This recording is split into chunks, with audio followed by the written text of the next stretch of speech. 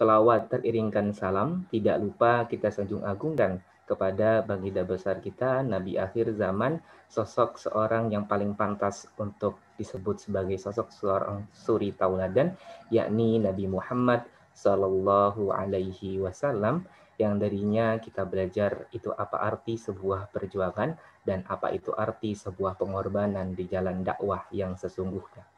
Ustadz, Ustadzah, dan teman-teman yang saya banggakan, senang sekali saya Syahrul Fajri dapat kembali hadir menyapa teman-teman semua dalam program sekolah kami, yakni Nur Hidayah School of Life. Mari kita buka acara pada kesempatan kali ini dengan sama-sama mengucap basmalah. Bismillahirrahmanirrahim.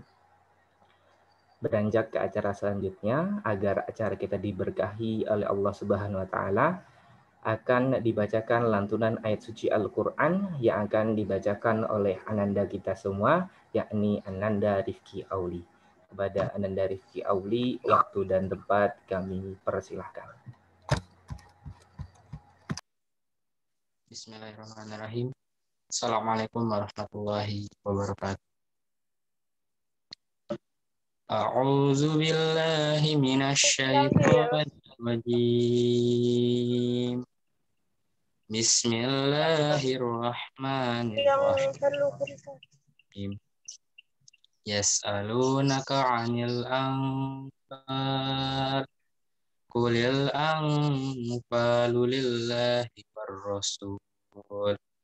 Fattaqullaha wa aslihu dzata bainikum. Wa ati'ullaha wa rasulahu in kuntum mu'minin. Innamal mu'minuna alladzina idza dzukirallahu wajilat qulubuhum wa idza tuliyat 'alaihim ayatuhu zadatkum imanan wa 'ala rabbihim yatawakkalun. Alladzina yuqimuna as-salata wa mimma razaqnahum yunfiqun. Ulaika humul mu'minuna haqqan. Lahum darajatun 'inda rabbihim wa maghfiratu wa rizqun karim. Kama akhrajaka rabbuka min baitika bil haqq wa inna fariqam minal mu'minina lakarihun. Yujadilunaka fil haqqi ba'dama tabayyana ka'annama yusaquna ilal mauti wa hum yanzurun. Wa ya'idukumullahu ihdat ta'ifataini annaha lakum wa tawadduna anna ghayra dzati syauqati takunu lakum wa yuridullahu ayyuhiqqal haqqa bi kalimatihi wa yaqta'a dabiral kafirin liyuhiqqal haqqa wa yubtilal batila walau karihal mujrimun. Sadaqallahul azim.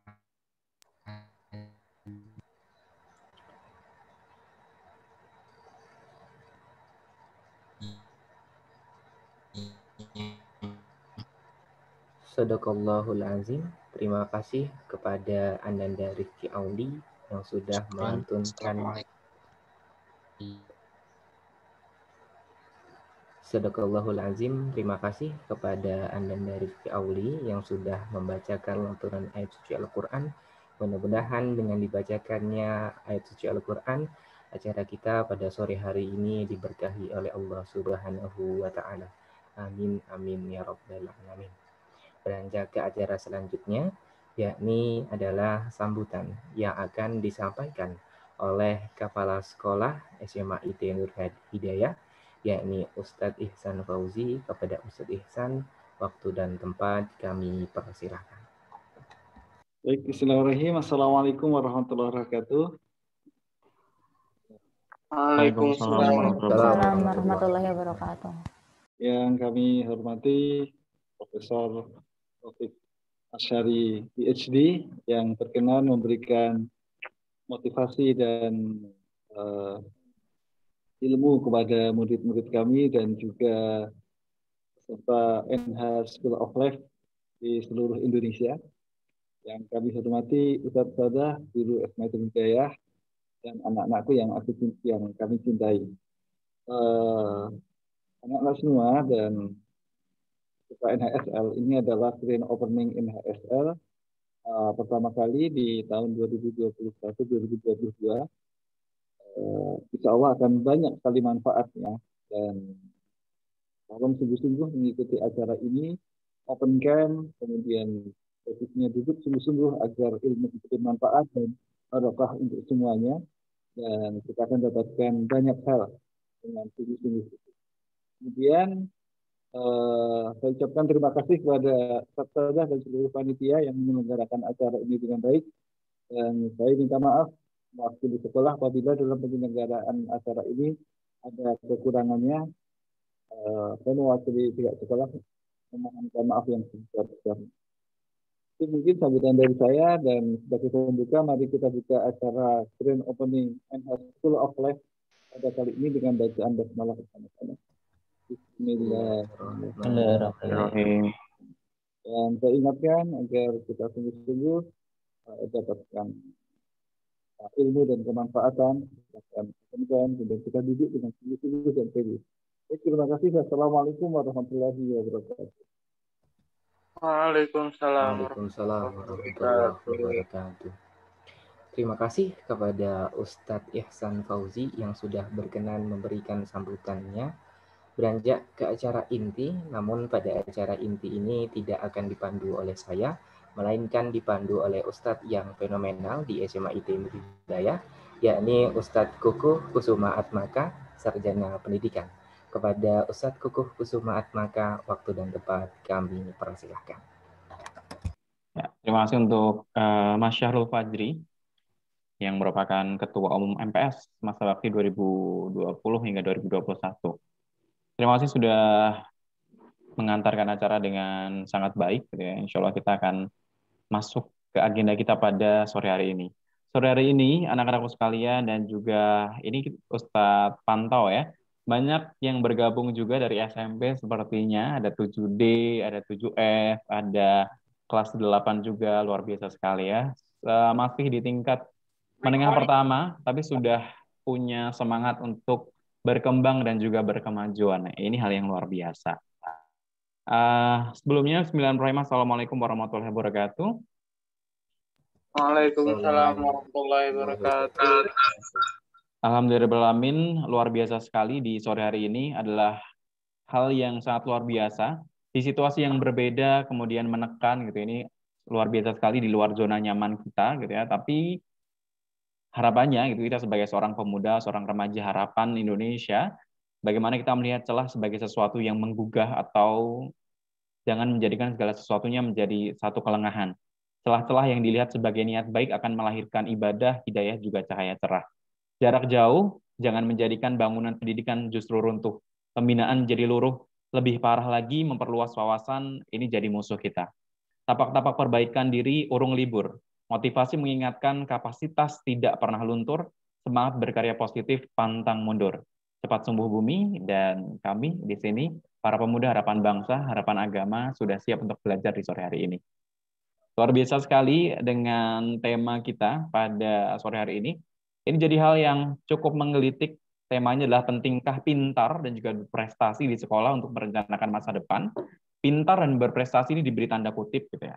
Ini artinya ada arti lain, ada the real definition of pintar dan juga berprestasi yang akan kita bahas di sore hari ini. Tentunya kita sudah tergabung dengan seseorang yang pastinya akan memberikan satu wacana, satu wawasan yang luas untuk kita semua di sore hari ini, memberikan satu inspirasi, memberikan pengalaman-pengalaman yang luar biasa sekali. Kalibernya sudah tidak hanya lingkup Indonesia saja, tapi juga lingkup internasional. Seseorang yang menjadi kebanggaan bangsa kita juga, seorang yang telah memberikan kontribusinya dan mengharumkan bangsa Indonesia. Harapannya semua yang tergabung di sini pun nantinya bisa mengikuti jejak beliau. Ya.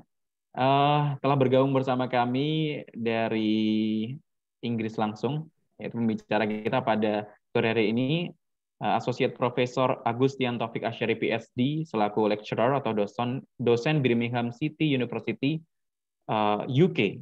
Nah, sebelum nanti kita akan masuk ke materi, gitu ya, kita akan tampilkan terlebih dahulu profil dari beliau.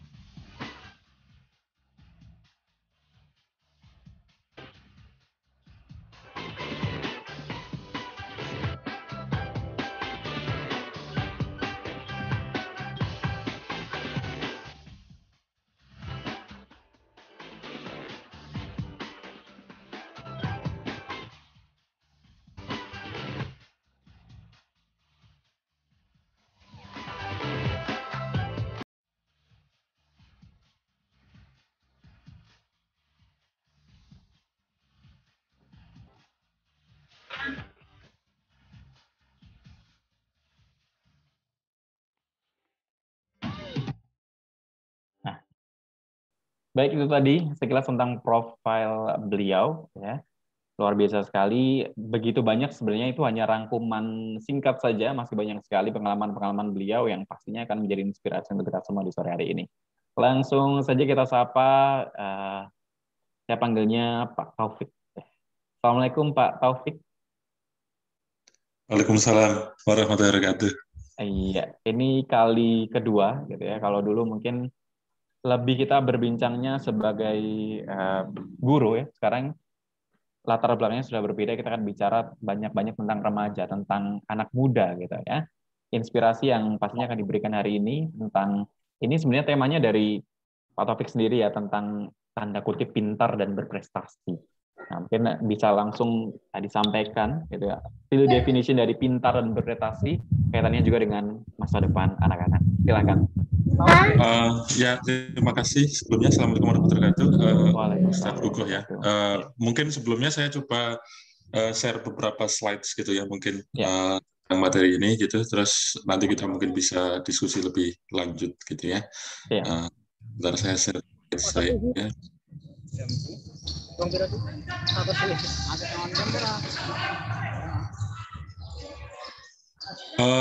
Bisa kelihatan ya slide saya sekarang? Bisa. Oke, ya. Baik, terima kasih sebelumnya atas undangannya. Terus terang apa ya, agak merasa generation gap waktu disuruh untuk ngisi di SMA gitu, terutama karena sudah lama juga ya lulus dari SMA gitu, sudah sekitar berapa ya, 18-20 tahun yang lalu gitu ya. Jadi kadang kondisi sekarang kan agak beda. Cuman mungkin saya akan mulai dengan ini karena kadang kan kalau di budaya Indonesia itu kan masih sangat menempatkan dengan pencapaian gitu ya, pencapaian prestasi ranking 1, ranking 2, ranking 3 di sekolah gitu ya. Jadi menganggap semua itu hal yang penting di sekolah gitu. Dan saya mencoba sebenarnya untuk dari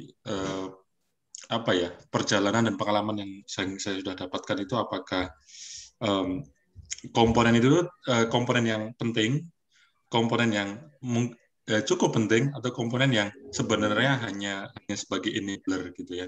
Jadi mungkin nanti diskusinya akan lebih banyak ke refleksi personal, karena saya bukan orang sosiologis atau bukan orang psikologi yang melakukan research di bidang ini gitu. Jadi ini lebih ke arah personal reflection aja sebenarnya. Jadi mudah-mudahan ada banyak hikmah yang bisa diambil oleh rekan-rekan dan adik-adik di sini ya. Sebelumnya nama saya tadi sudah sampaikan, saya Agus Taufik Asyari, biasa dipanggil Taufik. Sekarang saya menjabat sebagai Associate Professor di bidang Networks and Communications. Pada saat yang bersamaan, saya juga mengepalai sebuah cluster research di kampus saya, cluster research di Future Information Networks. Dan ini email saya, jika ada yang ingin berkomunikasi setelah acara ini, silakan menghubungi saya di email tersebut di bawah ini. Ini beberapa profil sebenarnya. Jadi pada saat yang bersamaan saya juga menjabat sebagai dosen tamu atau visiting professor di beberapa kampus lain di UK. Ini riwayat singkat pendidikan saya. Jadi saya SD di Temanggung di Kecamatan Bulu gitu ya waktu itu ya. Nah sekarang SD-nya sudah di merger gitu, jadi SD-nya sudah nggak ada gitu secara nama gitu ya. Jadi SD-nya dulu selesai SD Impres gitu. Kalau bagi yang dulu hidup di zaman Soeharto itu kan ada beberapa sekolah-sekolah dasar inisiatif Soeharto yang disebut sebagai Impres gitu. Terus saya sekolah SMP di Temanggung di Jawa Tengah di SMP SLTP Negeri 2 waktu itu namanya SLTP ya, sekarang namanya SMP. Terus saya merantau ke Jogja, mengambil program akselerasi gitu ya. Lulus 2003, saya melanjutkan waktu itu mendapatkan kesempatan untuk belajar di Singapura, di Nanyang Technological University. Terus saya S3 di UK, di Cambridge University. Kebetulan waktu itu, sebenarnya kalau untuk S3 di UK itu, tidak secara absolut memerlukan gelar S2 ya, jadi langsung bisa dari S1 langsung ke S3 jika memenuhi syarat dan jika studi yang dilakukan itu dinilai layak untuk lanjut ke S3 langsung gitu. Jadi ini memungkinkan dan bukan hal yang baru di Inggris gitu. Jadi ini alternatif bagi mungkin adik-adik nanti jika misalnya sudah selesai S1 pengen langsung S3 tanpa S2 itu Inggris adalah salah satu pilihan. Karena kalau di negara lain mungkin harus syaratnya harus melalui S2 dan sebagainya. Sebenarnya saya sekarang mendefinisikan dia sebagai ini ya, sebagai warga dunia gitu ya, karena saya sudah berpindah-pindah dari satu negara ke negara lain dalam 10 tahun terakhir. Kebanyakan bekerja sebagai seorang peneliti dan juga seorang dosen di akademia. Jadi saya pindah-pindah dari UK, Taiwan, Jerman, dan Singapura dalam 10-15 tahun ke belakang. Sekarang jabatan saya fokus pada memimpin sebuah cluster research study. Kita melakukan research di bidang yang kita sebut sebagai information theory dan aplikasinya untuk komunikasi di masa mendatang. Gitu ya. Sebelumnya saya kenalkan di tempat mana saya bekerja. Jadi saya bekerja di kota namanya Birmingham, walaupun sebenarnya saya tinggalnya bukan di kota Birminghamnya sendiri ya, saya tinggal di kota yang di luar Birmingham, di kota namanya Warwick gitu ya. Jadi Birmingham itu letaknya di tengah Inggris, kota terbesar nomor 2 di Inggris setelah London. Kotanya terletak di antara London dan Manchester gitu ya. Di kalau yang suka bola biasanya gitu ya, Premier League di Birmingham itu ada dua klub besar itu. Yang pertama Aston Villa, yang kedua itu Birmingham City. Jadi Aston Villa di Premier League, Birmingham City di Champions League gitu ya, kasta kedua. Di kampus saya ini adalah salah satu kampus yang fokusnya sangat intensif di bidang telekomunikasi, information and communication technology gitu ya. Kami memiliki sebuah testbed untuk 5G network bekerjasama dengan beberapa industri dari Nokia, Ericsson, dan sebagainya. Terus kita juga terlibat pada proyek besar pemerintah Inggris. Salah satu proyek yang sedang saya pimpin adalah proyek di 5G Connected Forest, gitu ya. Jadi di proyek ini kita berusaha untuk membuat sebuah hutan, salah satu yang pertama di dunia untuk 5G. Jadi ini proyek ini sekarang sedang berlangsung dan ya salah satu hal yang membuat banyak pusing gitu ya di kepala saya sekarang. Ini yang saya sebut sebagai mainan riset saya di teori informasi, terus di istilah yang kita sebut sebagai cyber physical system. Jadi kalau Kalau teman-teman mungkin familiar dengan cyber system, cyber itu artinya dunia yang terkoneksi dengan internet, itu cyber gitu ya. Cyber physical itu menghubungkan dunia yang terkoneksi dengan internet dan objek-objek mati gitu. Jadi semacam sensor dan sebagainya. Jadi kita berusaha mengkoneksikan dunia cyber dengan dunia physical gitu yang digunakan untuk monitoring lingkungan, monitoring sesuatu fenomena di tubuh manusia dan sebagainya gitu. Jadi kita berusaha menghubungkan antara dunia cyber dan dunia physical. Mungkin bagi teman-teman yang familiar, kalau di handphone kita kan sekarang sudah banyak sensor ya, semacam accelerometer dan sebagainya. Nah, itu bisa digunakan misalnya untuk mengukur seberapa banyak kita berjalan dan denyut nadi kita dan sebagainya. Jadi penelitian saya berkisar antara itu, dan kita expand scope-nya tidak hanya mengukur sesuatu di manusia tapi juga di lingkungan. Jadi itu salah satu research saya, fokus research saya sekarang.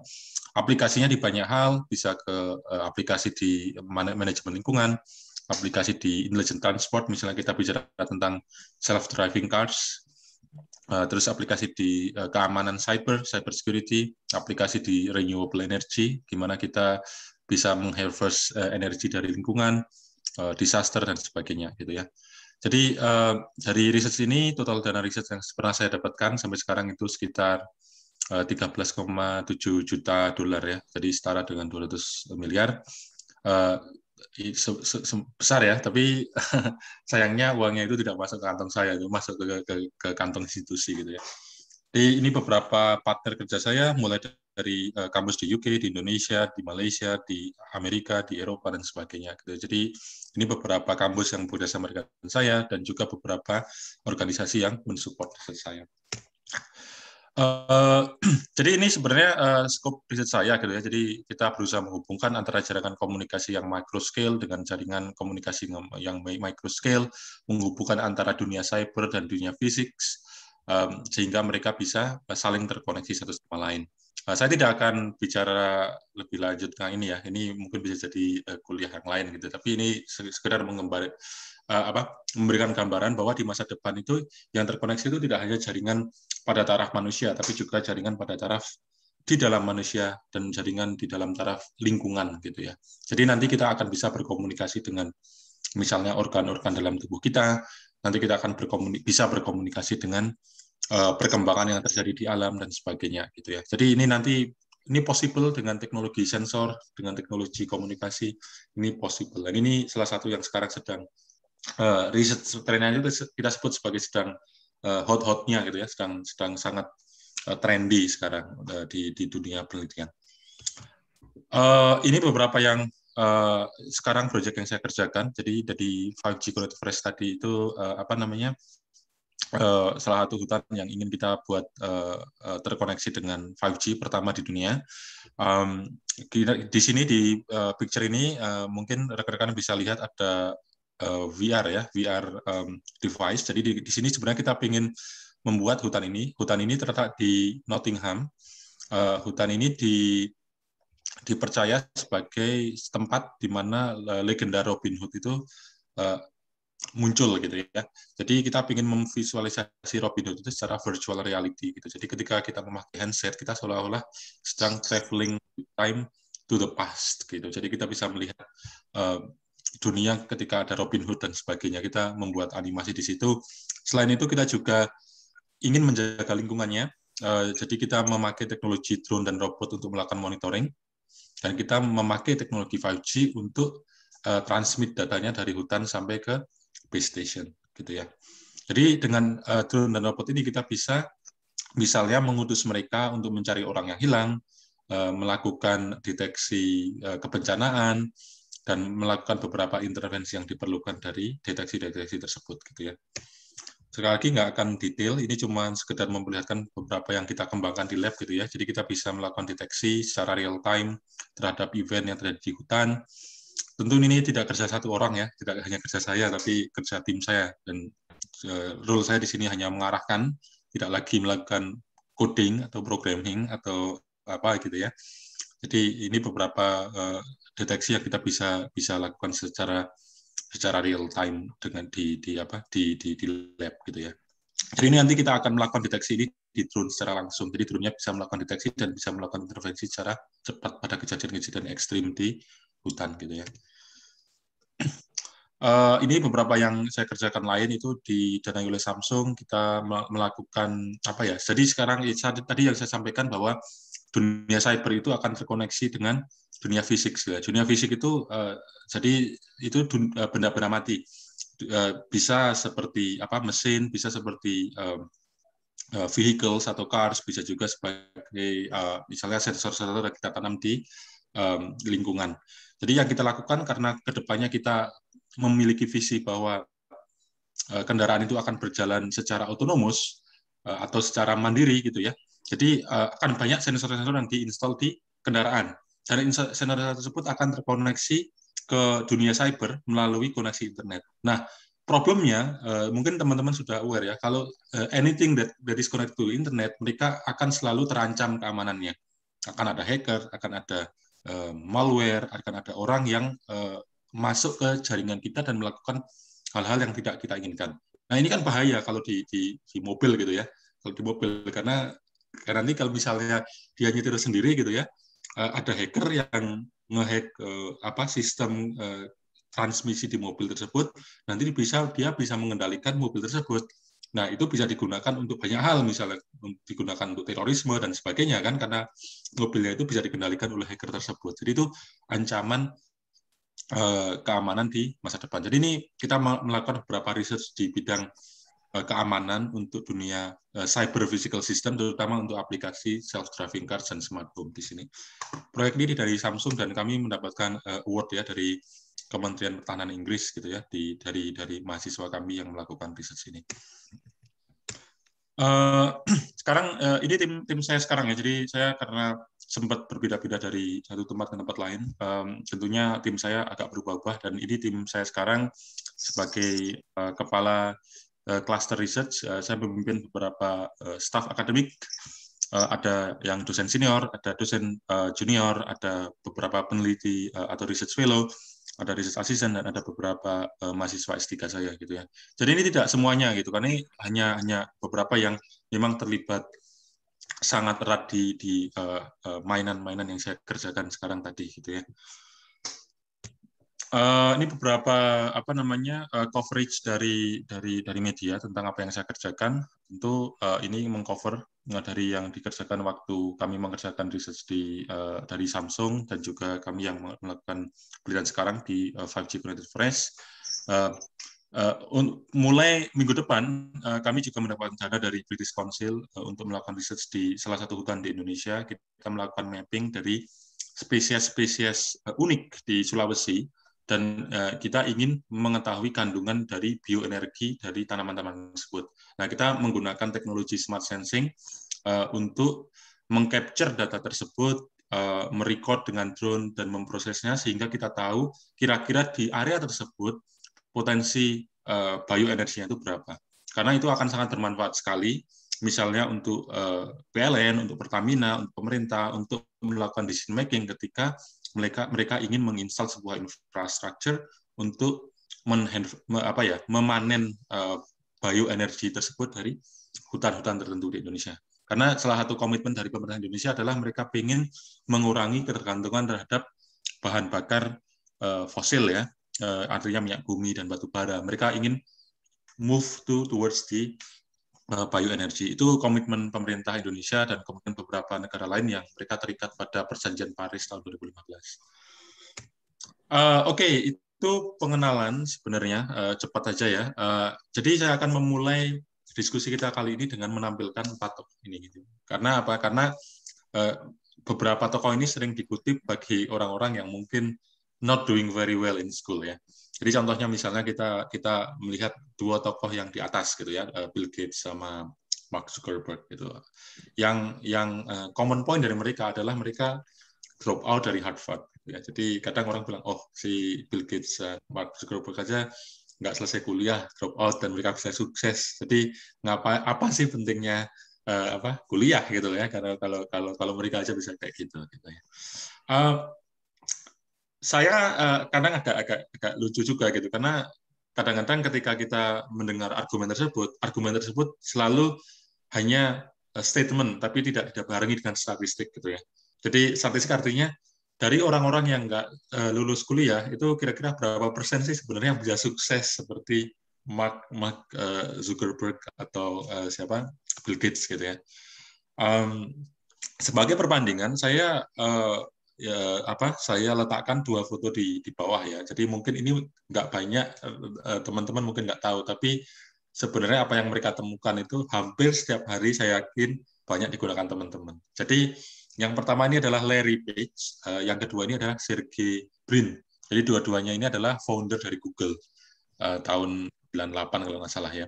Jadi dua-duanya nih selesai kuliah, mereka sampai bahkan sudah selesai master, bahkan sempat melakukan research PhD gitu ya, walaupun saya tidak tahu apakah akhirnya selesai atau enggak. Karena ketika research PhD tersebut, research-nya itu pada akhirnya berujung ke produk Google tersebut gitu ya. Jadi mungkin karena mereka merasa bahwa ketika mereka research PhD, mereka menemukan fondasi dari Google dan mereka menganggap bahwa itu punya potensi komersial yang tinggi, akhirnya mereka memutuskan untuk mendalami Google tersebut dan mengembangkannya dari sisi komersial gitu ya.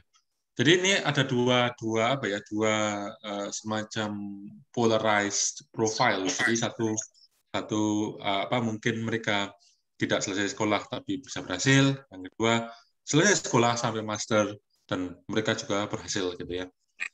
Tapi kalau kita lihat secara lebih kritis, mereka berempat tuh punya sebuah common point gitu ya. Jadi common point-nya adalah mereka itu punya drive, punya dorongan untuk mencapai sesuatu gitu ya. Jadi kadang-kadang kan mungkin orang yang punya argumen, oh mereka drop out dari kuliah, saya drop out jadi saya bisa sukses. Tapi ketika mereka drop out itu bukan artinya mereka malah nongkrong atau ngerokok-ngerokok di warung kopi gitu ya, ngopi-ngopi tiap hari. Bukan, mereka tetap working in lab mereka sendiri gitu ya, lab mereka sendiri tiap hari. Bahkan kalau nggak salah, kalau yang founder Apple gitu ya, si Steve Jobs itu dia malah pakai garasi mobilnya itu untuk sebagai lab dia mini ketika develop operating system itu, macOS itu gitu ya. Jadi di sini yang kita harus kritis juga gitu ya. Oke, mereka nggak selesai, tapi apakah mereka pada akhirnya jadi having fun setelah drop out? Kan enggak gitu ya. Mereka tetap pursue their ideas further gitu ya. Itu yang mendrive mereka untuk selalu berinovasi dan pada akhirnya menjadi sebuah perusahaan skala besar dunia gitu ya. Jadi ini yang mungkin kita harus mungkin harus kita secara kritis melihat situasi dari beberapa profil dari developer yang di balik perusahaan-perusahaan yang sukses di dunia gitu ya. Jadi ini sebagai pengenalan awal ya. Terus ini tadi menyambung ada School of Life ya, Nurul Hidayah School of Life. Ini sebenarnya ada video nih di YouTube gitu, terus terang gitu ya. Ini secara kebetulan juga saya temukan gitu ya. Jadi di sini ada beberapa statement yang dia thought provoking gitu ya. Dalam artian apakah sukses di sekolah dalam artian pintar, berprestasi, ranking 1 dan sebagainya itu translate to success in life gitu ya. Jadi jawabannya ya tentunya mungkin atau mungkin tidak gitu ya, karena setiap orang punya profil yang berbeda gitu ya. Tapi kebanyakan yang mungkin kita bisa refleksi bahwa kadang-kadang kalau saya melihat gitu ya dari pengalaman saya gitu, kadang-kadang teman-teman yang mungkin dia berprestasi ranking 1 itu kadang-kadang setelah bekerja dia jadi ordinary dalam artinya bukan berarti nggak sukses ya, tapi mungkin impact yang impact yang dia hasilkan setelah selesai masa sekolahnya itu tidak besar. Misalnya ketika dia sekolah sering dapat hadiah gitu ya, di sini digambar di kanan ini ya, hadiah gitu ya, dilus-lus gitu ya sama gurunya, sama misalnya dari pejabat gitu ya, kalau dapat penghargaan tingkat internasional gitu ya, kayak olimpiade dan sebagainya. Itu kadang di real life-nya itu pada akhirnya malah jadi karyawan yang dia disuruh-suruh bosnya terus gitu kan. Ini dimarahi sama bosnya itu kalau nggak mengerjakan tugasnya gitu. Artinya apa? Artinya dalam tanda kutip dia jadi follower gitu ya setelah bekerja gitu, karena mungkin dia terbiasa ketika sekolah itu dia satisfy a set of rules, sehingga ketika dia mengikuti set of rules tersebut dia bisa menjadi excellent gitu ya. Sedangkan rules di dunia, di kehidupan itu mungkin tidak segamblang rules waktu sekolah. Jadi contohnya gini, kalau sekolah kita mau ulangan gitu, misalnya ulangan sejarah gitu ya. Kalau kita hafal ya, hafal semuanya gitu ya, itu pasti itu gampang gitu, dapat nilai 90 gitu, 80 atau bahkan 100 gitu ya. Karena kita hafal detailnya, tahunnya, siapa tokohnya, kotanya mana gitu ya. Jadi rules-nya itu gampang, hafalin aja. Nanti ya kita dapat nilai yang bagus gitu ya. Sedangkan di kehidupan kan sejarah kan tidak segamblang itu gitu ya. Artinya bahkan untuk melihat satu event itu beberapa sejarawan itu punya different versions gitu ya, beberapa versi yang berbeda, dan di situ kadang-kadang diperlukan sebuah judgement, sebuah proses berpikir secara kritis, sebuah proses untuk mengklarifikasi sebuah kejadian dan sebagainya gitu, yang tidak terlalu jelas karena tidak ada set of rules-nya gitu ya. Jadi kadang-kadang menurut saya ya, beberapa teman-teman yang dia pada akhirnya tidak bisa expand potensial dia ketika dia sudah selesai sekolah itu bukan karena dia nggak pintar, tapi karena dia kesulitan untuk mengadaptasi dengan rules yang baru yang muncul. Nah kadang-kadang rules itu kita belajar ketika tidak di kelas gitu, ketika misalnya kita misalnya di sekolah gitu, kita melakukan event, terus eventnya butuh dana, kita perlu menulis proposal.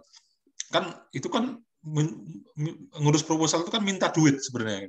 Minta duit gitu. Minta duit itu kan ada seninya. Minta duit langsung nodong itu kan nggak bakal dikasih duitnya. Minta duit itu ada seninya gitu. Jadi seninya misalnya kita harus convince bahwa acara ini sebenarnya akan bermanfaat bagi Anda dan sebagainya. Ini adalah win-win situation dan sebagainya. Itu tuh ada seninya, dan itu tuh ternyata skill-skill seperti itu yang akan membantu kita untuk menghadapi dunia-dunia yang penuh rules yang berbeda-beda. Karena misalnya gini, kita minta proposal sponsor dari sebuah perusahaan. Tiap perusahaan itu akan beda, dia punya kepentingan yang berbeda, dia punya ide yang berbeda terhadap sebuah event. Nah, itu tuh kadang kita baru bisa mulai belajar di set of rules di kehidupan yang sesungguhnya itu ketika kita punya experience seperti itu gitu ya. Jadi kalau dari yang saya lihat sih, sebaiknya ketika kita melihat dua hal ini seharusnya kita tidak memisahkan dua-duanya. Jadi bagaimana kita bisa mengkombinasi dua-duanya sehingga kita bisa mendapatkan hasil yang maksimal dari set of rules yang kita dapatkan di sekolah, plus kita juga belajar bagaimana kita navigate ourselves ketika kita berada di rules yang tidak terlalu jelas di kehidupan gitu ya. Nah ini mungkin bagi yang tertarik bisa melihat di link YouTube di sini untuk videonya. Jadi kalau kita melihat misalnya dalam saya karena saya merefleksi dari pengalaman saya waktu itu sekolah di SD Impres gitu ya, di negeri, di sebuah kecamatan ya di kota kecil ya, di Temanggung gitu ya, termasuk di kaki gunung gitu, di suasana pedesaan gitu ya. Kalau kita close misalnya di sini akhir pendidikan saya itu berapa sih peluang untuk bisa sampai ke karir saya sekarang? Mungkin bisa dibilang hampir nol gitu ya, hampir nol. Karena apa? Karena di pengalaman sebelumnya itu belum pernah ada gitu yang mencapai seperti itu gitu ya. Nah, ketika saya memasukkan akhir pendidikan saya karena di Cambridge untuk menuju, ketika saya melihat ketika waktu saya SD di waktu itu gitu ya. Jadi artinya apa yang saya upayakan itu adalah untuk meningkatkan peluang karir sekarang. Karena sekarang tidak mungkin akan sulit untuk tercapai, sulit untuk terbayangkan untuk tercapai gitu ya. Karena saya juga tidak pernah untuk sampai pada karir saya sekarang. Ya. Jadi ini mungkin kita bisa lihat di sini mungkin cukup simpel transisinya, tapi kalau saya cukup sebenarnya. Jadi saya harus move dari satu tempat ke tempat lain, harus pindah dari negara ke negara lain, harus harus bisa istilahnya bisa fit dengan yang berbeda-beda, karena tiap negara ini kan budayanya berbeda-beda, dan bagaimana kita berkomunikasi dengan budaya yang berbeda-beda itu kan cukup penting di sini, karena kalau tidak ya kita tidak bisa negara ini gitu ya. Nah, sebelumnya saya juga akan memperlihatkan di CV saya gitu ya. Kalau kita lihat misalnya dari awal gitu, dari SD atau TK saya di kecamatan kecil, di kota kecil gitu ya, di Jawa Tengah. Tentu kalau kita evaluasi berapa peluang untuk bisa mencapai poin sekarang gitu ya, peluangnya hampir nol. Gitu. Karena apakah dari orang-orang sebelum saya itu belum pernah ada gitu ya, yang bisa misalnya di luar negeri gitu ya. Nah, hal yang sama juga misalnya kita melihat kondisi di waktu saya SMP gitu. Jadi di SMP saya orang-orang sebelum saya gitu, lulusan sebelum saya itu belum ada yang jadi dosen di luar negeri. Artinya apa? Artinya peluangnya juga mendekati nol. Nah, mungkin peluang itu baru mulai improve ya, atau meningkat ketika saya sekolah di Jogja gitu, di SMA 1 gitu. Karena beberapa dari kakak-kakak kelas saya itu ada beberapa yang menjadi dosen di luar negeri, ada yang di Amerika atau ada yang di Malaysia gitu ya, ada yang di Jepang gitu ya. Jadi peluangnya mungkin meningkat gitu ya. Jadi saya di 0,5% gitu ya.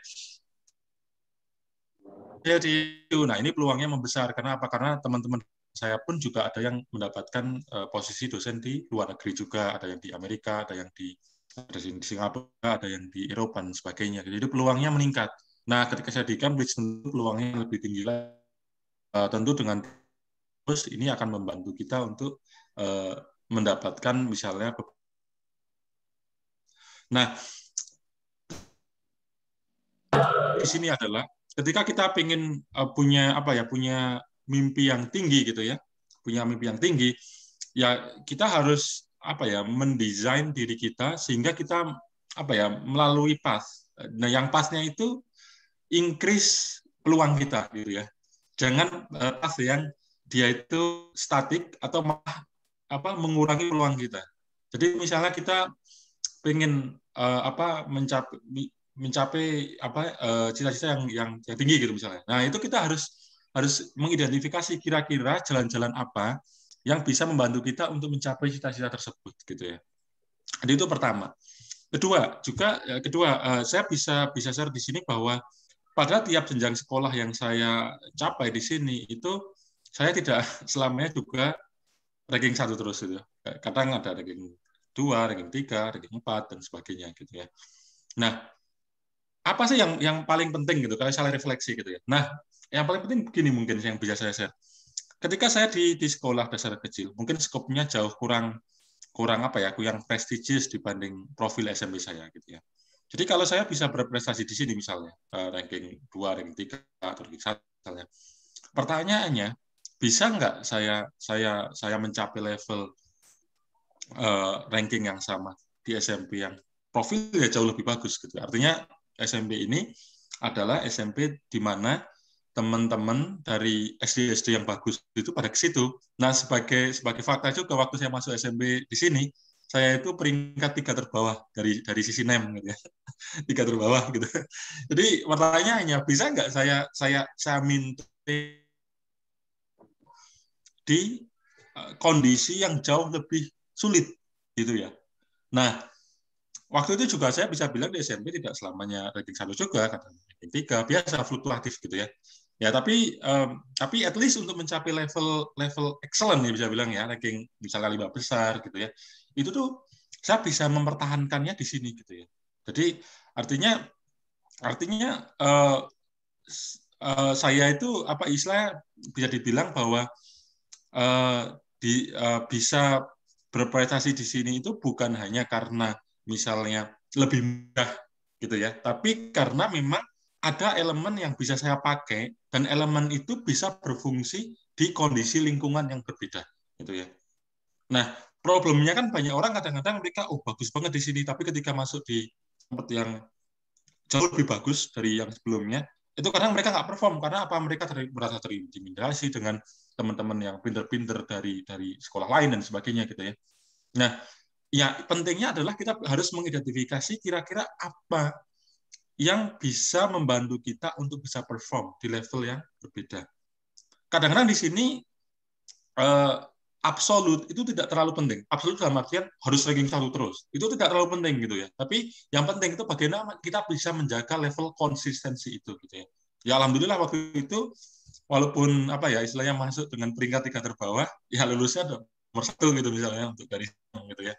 Jadi tapi bagi saya waktu itu ranking 1 NEM itu it doesn't matter karena apa? Karena yang penting sebenarnya dari NEM itu walaupun saya misalnya saya masih bisa di Jogja gitu ya. Karena waktu itu ada sekitar 8 orang dari SMP saya yang masuk di SMA di Jogja. Jadi sebenarnya peringkat 1 itu tidak artinya apa? Yang penting kita menjaga level konsistensi yang acceptable, dan dengan level yang acceptable tersebut dia bisa memberikan ini bagi kita untuk bisa menembus ke jenjang yang lebih atas dengan mungkin dengan apa namanya dengan prestige yang lebih baik daripada sebelumnya. Nah, hal yang sama juga saya coba jaga konsistensi waktu saya dari SMP ke SMA. Nah, alhamdulillah juga bekerja gitu ya. Jadi apa yang saya temukan untuk menjaga berfungsi juga di Jogja gitu yang mungkin sekolahnya terkenal di seluruh Indonesia gitu ya. Jadi artinya elemen yang saya pakai itu bisa gitu ya untuk menjaga level konsistensi tersebut. Nah, tentu juga di sini apa saya juga tidak selamanya ranking 1 gitu ya, kadang juga turun dan sebagainya, tapi at least bisa menjaga level konsistensi di peringkat-peringkat atas gitu ya, sehingga membantu kita untuk bisa misalnya kalau dalam kasus saya bisa mendapatkan kesempatan untuk belajar ke luar negeri gitu ya. Jadi waktu itu di angkatan saya di Jogja itu ada 4 orang gitu ya yang pergi ke Singapura gitu setelah SMA. Nah, sama juga di kuliah gitu ya. Jadi kuliah lebih menantang lagi karena teman-temannya dari seluruh dunia. Tentu mereka punya punya kelebihan-kelebihan masing-masing dan banyak dari mereka yang punya habit belajar yang cukup berbeda sekali dengan kita gitu ya. Jadi di sini juga kita mencoba menjaga konsistensi, dari di situ kita bisa membangun yang kita bilang sebagai track record kita, dan dari situ bisa membantu kita untuk mendapatkan apa istilahnya kesempatan belajar di tempat yang lebih bagus lagi gitu ya. Jadi yang menurut saya yang paling penting adalah menjaga level of konsistensi tersebut. Jangan ketika kita di tempat yang lebih mudah kita bisa doing very well, tapi ketika kita ke tempat yang agak susah, level kita jadi turun gitu ya. Jadi konsistensi itu yang paling penting sebenarnya. Nah, ini sebenarnya konsistensi ini juga juga tidak hanya applicable di dunia akademik. Jadi misalnya ada adik-adik atau teman-teman yang suka di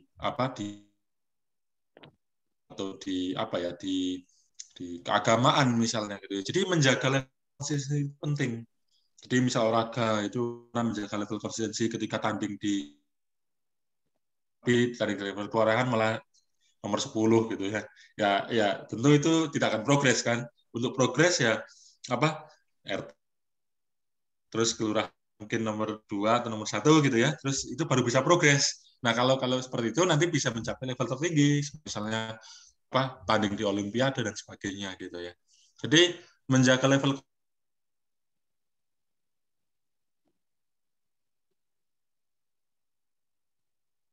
unik yang untuk memberi luas itu tentunya kita harus doing something special. Nah, salah satu cara untuk doing something special itu adalah dengan doing something kita like, something that we are good at and consistently. Ya, konsistensi itu paling penting. Gitu ya.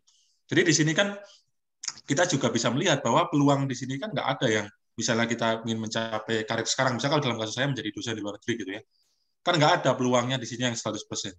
Artinya apa? Artinya mayoritas orang itu tidak akan bisa mencapai level itu gitu ya. Jadi we have to do something we are good at, karena ketika kita doing something we are good at, kita istilahnya melakukan diferensiasi dengan tentunya kita harus konsisten dengan level yang akan kita capai. Nah, tentunya ya terus ada hal yang tidak bisa kontrol, misalnya rezeki, misalnya itu kan dari atas gitu ya. Yang bisa kita lakukan adalah kita jadi training, belajar, suka, itu hal yang rezeki, luck, best, at what at the consistent level we can do the.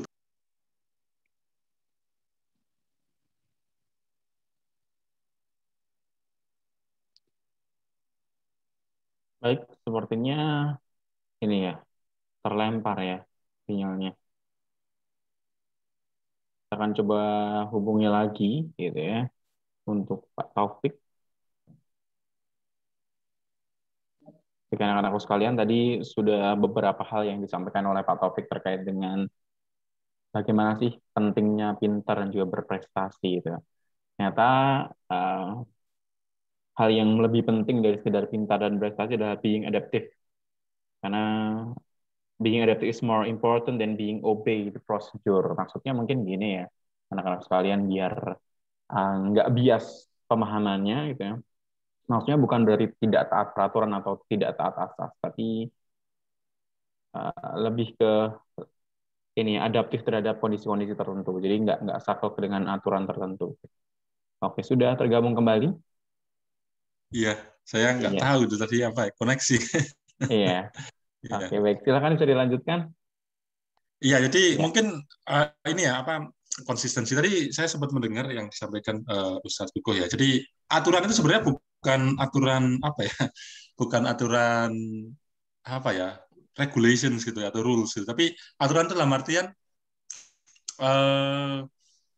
misalnya kita sekolah gitu ya, ada kriteria yang ingin kita capai untuk performing gitu ya, untuk perform untuk ranking 1 itu kita ada kriteria kan, nilainya harus gitu ya. Jadi kriteria itu semua kan udah jelas ya kalau sekolah ya, bisa menjawab soal dan sebagainya. Itu yang saya maksud sebagai rules sebenarnya. Nah, kalau di kehidupan kan rules, kriteria untuk excellence itu kan not well defined gitu ya. Jadi mungkin itu ya. Jadi di sini yang tadi saya sampaikan mungkin sekedar apa ya, sekedar perbandingan gitu ya. Apakah kita harus fokusnya di belajar untuk mencapai rules yang saya sampaikan tadi, sekolah, mencapai kurikulum, mencapai target pembelajaran dan sebagainya, atau kita fokus pada ekstrakurikuler yang bisa mengasah soft skill kita gitu ya. Jadi bagi saya dua-duanya penting, karena yang pertama itu akan membantu kita, misalnya kita untuk menuju jenjang-jenjang tadi yang saya sampaikan ya. Jadi di jenjang-jenjang lain tuh yang ditanyakan pertama ya track record akademik kita dong gitu ya. Jadi misalnya pengen keterima SNMPTN ya track record akademik kita gitu ya. Pengen dapat beasiswa, yang pertama dilihat track record akademik kita gitu ya. Baru setelah itu tambahannya adalah kegiatan-kegiatan yang kita lakukan di luar akademik, misalnya misalnya di OSIS atau di MPK, yang saya nggak tahu ya, MPK namanya ya, atau yang semacam legislatifnya gitu ya. Jadi itu tuh mengasah soft skill sebenarnya. Karena apa? Karena misalnya kalau kita lihat ya, saya nggak akan bisa memimpin tim ini kalau saya tidak memiliki soft skill gitu ya. Karena kalau memimpin tim ini artinya apa? Artinya saya harus bisa memberikan mereka motivasi to do the work kan. Saya harus bisa apa ya, convince mereka bahwa work yang kita doing itu ada poinnya gitu ya. Jadi hal itu nggak bisa gitu kita dapatkan misal dengan belajar matematika, bisa nurunin apa ya, bisa melakukan integral 3 lapis gitu ya, bisa apa ya, menghafal rumus fisika yang panjang gitu. Itu nggak bisa didapatkan dari situ. Itu yang bisa didapatkan dari proses kita apa ya, work with people artinya. Ya, dalam role saya sekarang kebetulan saya sudah seperti sampaikan tadi, saya sudah tidak melakukan coding atau programming saya sendiri gitu ya, tapi ya orang-orang ini yang doing that for me gitu ya. Jadi artinya saya harus convince mereka bahwa this is important, apa ya, ini penting bagi kita, ini penting for you, for your own career gitu ya. Jadi kemampuan untuk mengkomunikasikan itu penting gitu ya. Dan kadang-kadang hal tersebut baru kita pelajari di luar konteks akademik. Kadang-kadang kalau kita tidak punya kemampuan itu, kadang-kadang level karir kita stop. Jadi misalnya kalau di kasus saya di akademia, mungkin kalau tidak bisa memimpin ya kita stop di level mungkin lecturer aja gitu ya. Karena apa? Karena untuk growing up itu kita harus menunjukkan level kepemimpinan kita, unfortunately gitu ya. Jadi taraf profesor itu nggak bisa cuma dicapai dengan misalnya brilian di satu aspek gitu, tapi dia juga harus bisa memimpin tim. Jadi dia harus bisa mengorganisasikan tim, bagaimana tim yang dia pimpin itu bisa bekerja secara efektif. Jadi kalau kita misalnya ambil beberapa contoh, misalnya kita bicara tentang vaksin COVID gitu ya. Vaksin COVID itu nggak bisa dicapai oleh satu orang, oleh profesor ya. Di vaksin COVID itu banyak orang-orang dari level mahasiswa, peneliti dan sebagainya yang bekerja dengan profesornya untuk menghasilkan vaksin yang ada itu gitu ya. Jadi itu bukan produk satu orang pinter gitu ya langsung nemuin gitu ya. Enggak, itu kerja tim, kerja gimana kita bisa memimpin tim. Tentu tiap tim itu juga harus punya skill-skill akademik yang bagus, karena kalau tidak punya ya tidak bisa berkontribusi gitu ya. Jadi campuran dari flavor antara kemampuan akademik dan kemampuan sosial, teamwork, kemampuan untuk bekerja sama dalam tim itu menurut saya sangat penting untuk unlock. Kadang-kadang berapa orang yang saya temui gitu ya, orang-orang akademik secara akademik excellence, mereka nggak bisa growing up, itu salah satunya karena mereka tidak bisa working as a team gitu ya, working as team, memimpin tim dan sebagainya. Ya saya juga terus terang juga, saya waktu sekolah juga kalau dari sisi organisasi sebenarnya nggak terlalu terlibat banyak gitu ya. Jadi mungkin kalau dari saya mempelajari itu bisa dibilang hard lesson gitu loh. Jadi saya banyak menemui kegagalan sehingga di situ saya sadari bahwa aspek teamwork ini penting. Ini berarti saya harus do something different gitu ya. Jadi semua itu kadang-kadang tidak datang secara otomatis. Jadi saya baru memahami pentingnya semua ini ketika menghadapi masalah itu gitu ya. Jadi waktu dulu sekolah saya ngapain sih ikut OSIS gitu ya, nggak ada waktu.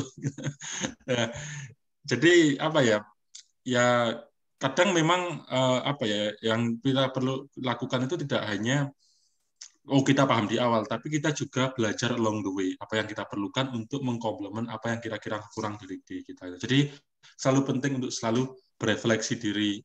Kita sudah pada tahap apa yang masih kurang bagi kita, apa yang masih bisa kita sempurnakan dan sebagainya. Karena itu yang nanti akan membantu kita untuk maintain level konsistensi yang tadi saya sampaikan gitu ya. Mungkin begitu dulu sharing saya sebagai pemantik diskusi ya. Jadi mungkin saya kembalikan ke Ustadz Kukuh untuk untuk mungkin ada pertanyaan atau ada diskusi dan sebagainya. Monggo Ustadz. Assalamualaikum warahmatullahi wabarakatuh. Waalaikumsalam warahmatullahi wabarakatuh. Ya, terima kasih atas penjelasannya. Ada beberapa hal yang saya catat sebenarnya, dan mungkin ini jadi ini karena personal reflection ya, jadi ada banyak pembelajaran yang harusnya bisa kita dapat, karena orang yang bijak adalah orang yang tidak perlu mengalami satu kegagalan, tapi bisa belajar dari kegagalan orang yang lain. Dan ternyata seorang Pak Taufik yang kita lihat dengan segala macam pencapaiannya tadi, ternyata pernah mengalami kegagalan juga karena melewatkan satu episode pembelajaran ketika masih muda. Gitu ya, Pak Taufik ya. Ada beberapa hal yang saya catat, mungkin nanti teman-teman yang sudah tergabung di Zoom ini juga bisa bergabung untuk berdiskusi bersama kita.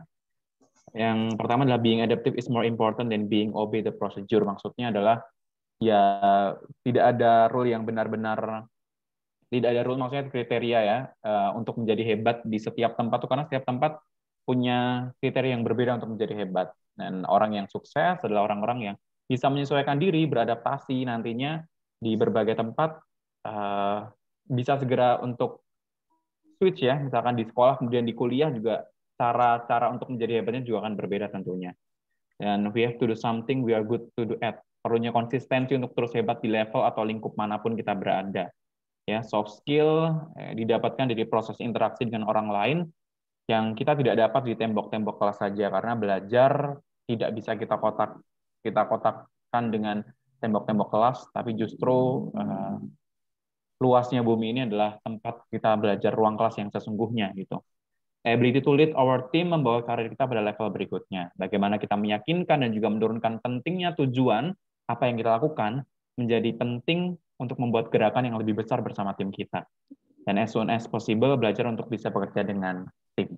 Nah, itu tadi yang mungkin bisa saya catat, sebenarnya banyak sekali. Gitu. Saya belum selesai mencatat gitu ya. Mungkin dari teman-teman sekalian yang sudah tergabung bisa memberikan pertanyaan, bisa melalui kolom chat atau juga mungkin bisa langsung raise hand ya untuk berbagi atau mungkin mengajukan pertanyaan. Silakan. Seorang pemuda yang hebat berarti adalah orang yang bisa beradaptasi dengan kondisi yang sekarang di mana dia berada. Ini adalah kesempatan yang luar biasa, jadi jangan sampai diabaikan. Silakan anak-anakku sekalian.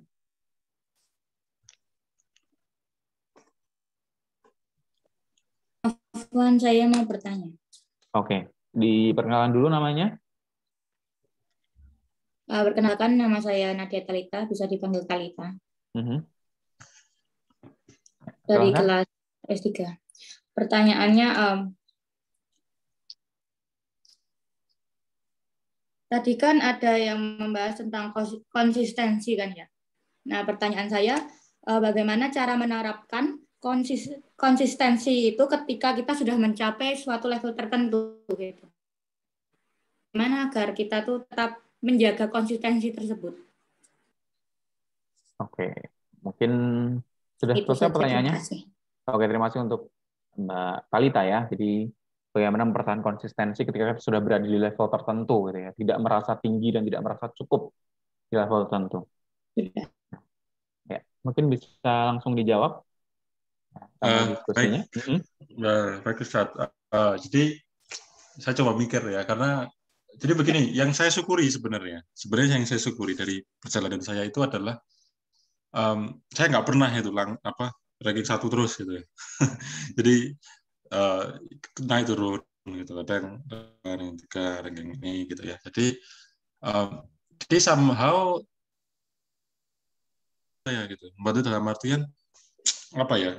To keep the hunger gitu ya. Jadi artinya berarti ya memang ya kita harus berusaha gitu ya untuk mencapai yang kita inginkan gitu ya. Jadi kadang-kadang fluktuatif tersebut tuh membantu kita. Nah, untuk di level konsistensi gitu ya. Konsisten artinya nggak harus absolut di atas ya, tapi ketika turun pun ya mungkin masih oke gitu ya, masih nggak terlalu drop banget gitu ya. Mungkin yang saya perhatikan itu saya mencoba selalu mencoba belajar untuk hal-hal yang mungkin nggak bekerja di lingkungan baru gitu ya. Karena kalau menjaga konsistensi di lingkungan yang lama, yang kita sudah tahu, kita coba melihat itu mudah ya, karena kita sudah tahu lingkungannya bagaimana, harapannya, ekspektasinya bagaimana dan sebagainya, itu lebih mudah gitu ya.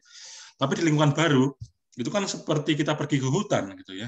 Jadi ke hutan itu kita harus tahu ini siapa sih penguasa hutan, gimana kita harus behave di hutan, gimana untuk bisa survive itu apa yang harus kita lakukan, tanaman apa yang bisa kita makan, tanaman apa yang bisa harus kita hindari dan sebagainya. Lingkungan baru kan kita tidak tahu hal itu tersebut gitu ya.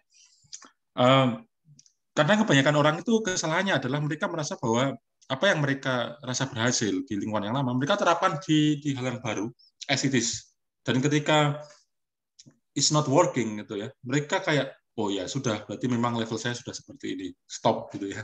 Padahal sebenarnya ada hal yang mereka bisa lakukan, yaitu kenapa sih nggak working gitu ya, kenapa nggak working, dan how to make it work gitu ya. Jika kita merasa bahwa lingkungan baru itu penting bagi kita untuk berkembang.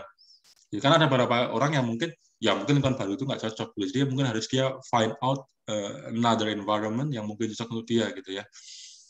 Jadi kita harus mempelajari kira-kira lingkungan baru itu harapannya apa sih untuk kita bisa perform gitu ya. Jadi contohnya begini, kalau sekolah mungkin mirip-mirip ya. Waktu saya dari SMA ke kuliah itu shock bener. Tahun pertama itu shock ya, shocknya cukup parah gitu. Artinya gini, SMA itu cukup jelas gitu, dan kadang-kadang saya juga merasa bahwa SMA saya kurang lama gitu. Saya ngambil akselerasi itu mungkin kurang matang di situ ya. Jadi ketika kuliah itu saya asumsinya kuliah itu apa ya? Kok nggak ada pelajaran yang reguler, artian tiap hari kita belajar gitu ya. Jadi kok jadwalnya ini apa? Cuma 2 jam per minggu untuk satu mata kuliah dan jamnya juga nggak harus berangkat pagi, bisa apa jadwalnya bisa di siang. Terus gimana itu nggak ada ulangan harian gitu ya? Nggak ada itu ulangan harian. Artinya kan kalau di kuliah itu ujian tengah semester atau ada kuis gitu ya. Jadi beda. Ini gimana nanti dinilainya gitu ya? Nilainya nggak pernah dibagi, nggak tahu nilainya apakah nilainya 10. Nah itu nggak tahu gitu. Jadi saya kira waktu kuliah ya udahlah pokoknya belajar, siapa tahu nanti skillnya dipakai untuk bekerja gitu ya. Itu asumsi saya gitu. Nah semester awal itu ya masih oke gitu, not too bad, tapi ya nggak bagus juga. Semester awal itu cukup ya apa ya average lah gitu ya, saya bisa dibilang ya. Nah ternyata setelah semester saya paham, oh ternyata kuliah itu ada nilainya, gitu. ada A, waktu itu ada distinction A, B, C, D gitu ya. Oh ternyata ada nilainya, gitu. Dan nilainya itu penting ternyata gitu ya. Nah dari situ baru saya belajar, oh berarti untuk ini ya saya harus ini juga belajarnya harus berbeda karena kuliahnya juga tidak tiap hari, hanya per jam. Nah jamnya juga kadang sore. Guru tidak ngecek kita datang di kuliah atau enggak, kita bisa nggak datang gitu ya, karena tidak wajib ya di kampus saya itu datang ke tempat kuliah nggak wajib gitu ya. Jadi semua itu kayak jadi tanggung jawab saya sendiri gitu ya. Jadi semua inisiatif itu harus saya lakukan. Kalau saya nggak paham, itu gurunya nggak akan ngecek. Jadi kita harus tahu bahwa kita nggak paham, dan kita harus berinisiatif untuk nanya ke dosennya gitu ya. Setelah kuliah atau kirim email dan sebagainya. Itu tuh kayak jadi apa ya? Oh, berarti semua itu harus jadi inisiatif kita. Kita nggak bisa mengandalkan guru untuk atau dosennya untuk ngecek kita paham atau enggak. Jadi intinya adalah kita paham gitu. Jadi di tempat yang baru itu kira-kira harapannya seperti apa sih? Apa yang diharapkan dari kita gitu ya. Nah, dari situ kita belajar, oh berarti kalau harapannya ini, saya bisa melakukan ini agar saya bisa survive. Gitu. Jadi kadang-kadang ketika kita melakukan hal yang baru karena kondisi yang berbeda, kadang-kadang kita harus menghilangkan rasa malu kita atau menghilangkan mental barrier kita gitu ya. Jadi waktu itu kan karena saya kuliah di Singapura ya, di luar negeri ya. Kadang mental barrier kita kan nggak tahu ya, kalau sekarang mungkin anak-anaknya beda-beda. Zaman saya dulu itu kita itu dulu suka malu kalau bertanya ke guru waktu sekolah ya, suka malu gitu ya. Apalagi sekarang sekolah di tempat yang gurunya orang asing gitu ya, malunya kan jadi double gitu ya. Jadi kadang-kadang untuk jadi proaktif gitu, untuk nanya langsung itu kan kita harus crossing the mental barrier itu. Pertama kita harus lebih berani untuk bertanya ke orang. Kedua kita harus lebih berani bertanya dengan orang dengan menggunakan bahasa asing gitu ya. Jadi crossing mental barrier-nya itu 2 lapis gitu ya. Jadi kadang-kadang memang harus kayak gitu, karena kalau enggak ya kita nggak progres gitu ya. Jadi pilihannya kita progres dengan menembus mental barrier itu atau kita nggak progres. That's it gitu. Jadi kadang-kadang kalau saya selalu mendudukan masalahnya sih. Jadi ini masalahnya, ini lingkungannya, ini hambatannya, pilihannya apa? Pilihannya kita stay di zona nyaman kita, gitu ya, zona nyaman, atau kita mau mengeksplor zona tidak nyaman kita sehingga kita bisa progres. Jadi kalau saya sih simpel orangnya ya. Apa yang mau kita capai? Apa hambatannya? Apa kekuatan kita? Mau nggak kita mengatasi hambatan itu? Kalau misalnya kita nggak, misalnya belajar apa ya? Belajar 1 jam nggak cukup, belajar 2 jam.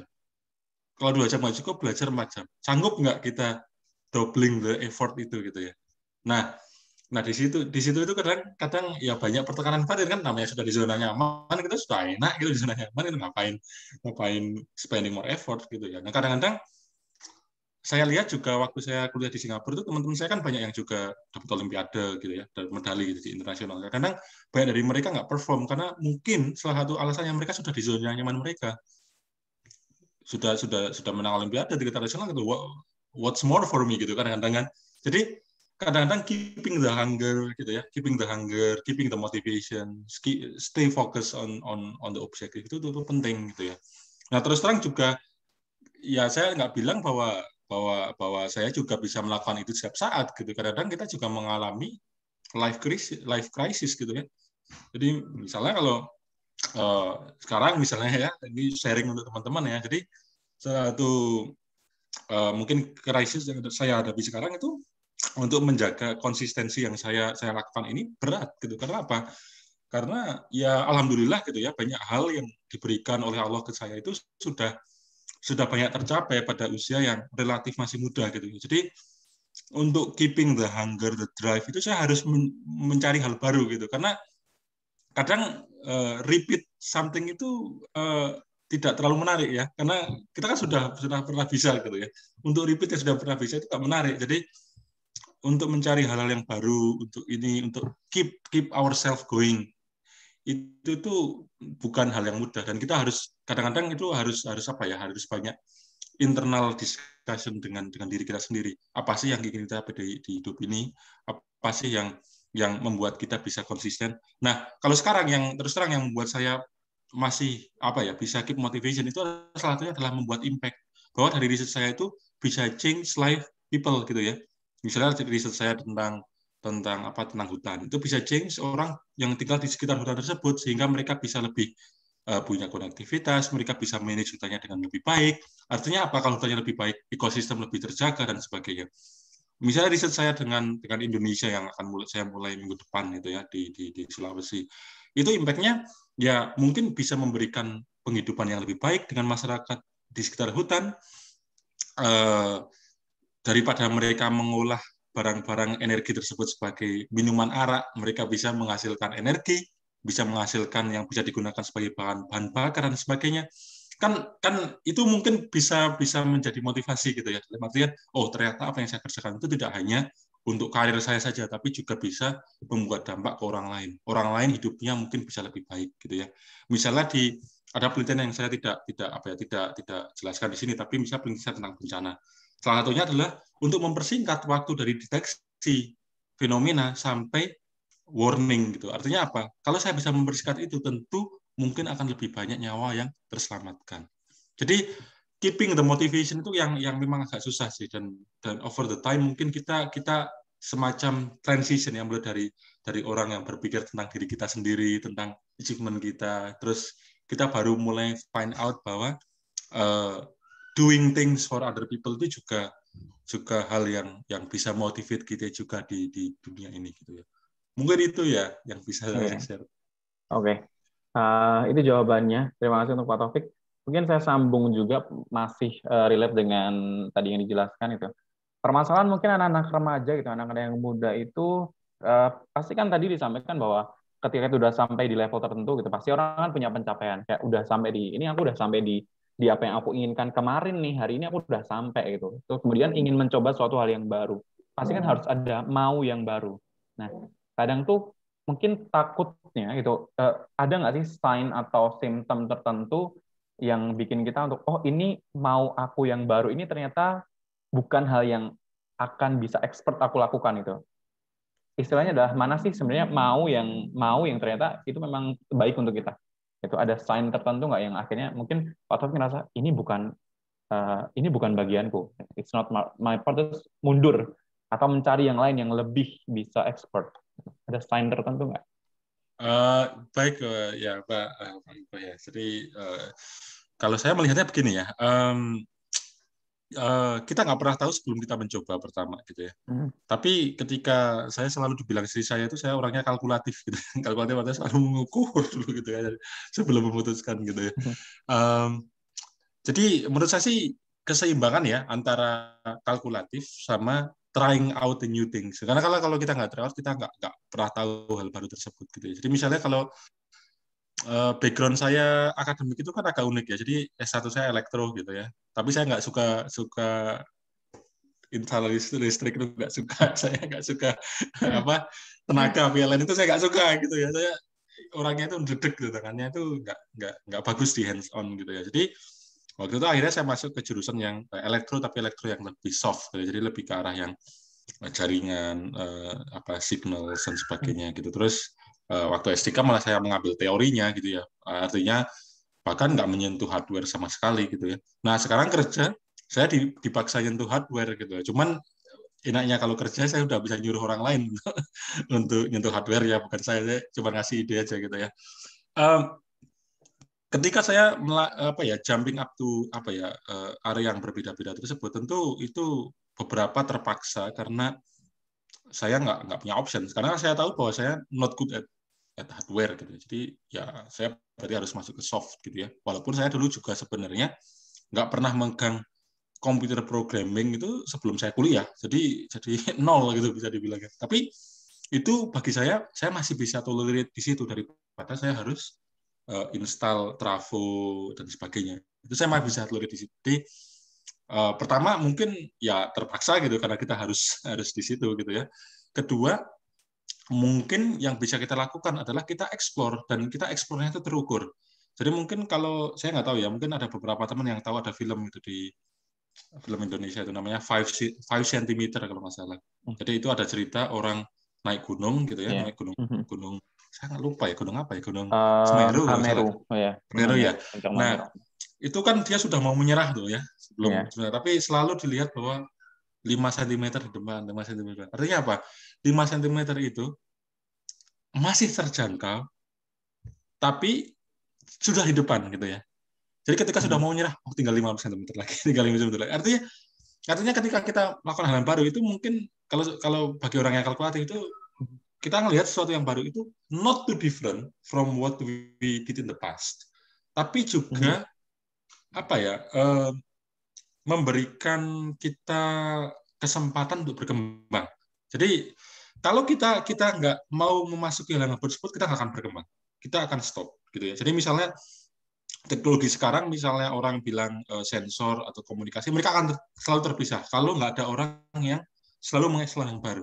Nah sekarang kenapa mereka dua teknologi ini bisa bersatu gitu ya? Ya karena orang itu 5 cm tadi itu. Jadi orang yang dari sensor mereka juga mengeksplor kemungkinan gimana sensor tersebut terhubung. Orang yang dari komunikasi melihat bagaimana memanfaatkan hal-hal sehingga mereka bisa mendapat informasi yang baru dari lingkungan gitu ya. Jadi kalau dari pengalaman saya sih, saya melihatnya ya keeping the balance itu antara apa yang di depan kita, hal yang baru, dan juga apa yang pernah kita kerjakan sebelumnya, yang memberikan kita reassurance bahwa kita punya skill yang cukup untuk doing that. Jadi misalnya project bioenergi saya dengan Indonesia yang akan saya lakukan minggu depan. Saya belum pernah doing research di bioenergi sebelumnya. Tapi saya pernah research di misalnya di sensing gitu ya, di komunikasi sama sensing.